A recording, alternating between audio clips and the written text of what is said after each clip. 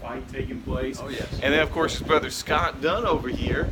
And tell us about your experience the other day with the guy with the car that was trying to interrupt and steal your soul away from you. Well, that was exciting because we were, Brother Ross and I from Steadfast, or Sure Foundation, we were out and we were walking down the street and we saw this lady and we stopped and talked to her and she was listening to us and she was interested and she was receiving the gospel and we got about halfway through talking to her. I was doing the talking and the car pulls up and he starts yelling out his window and he's yelling this racial stuff at, I can't understand the heavy Jamaican dialect, but it was definitely angry and warning her to get away from us, the white devils, and as it turns out, I think he was a Rastafarian or something like that.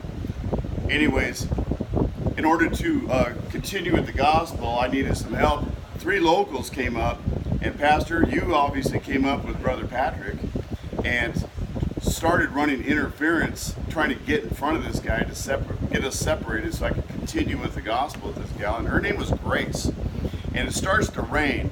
And so all this is going on all at once, suddenly, right? And so this altercation sort of breaks out and she just says, well, I want to hear the gospel. Go away. Finally, the guy leaves. We go across the street and she receives the gospel and she gets saved. It was quite the ghetto experience. Yeah. And so that same guy, of course, had been following us out of our neighborhood where we were at and had stolen a soul away from Miss Michelle.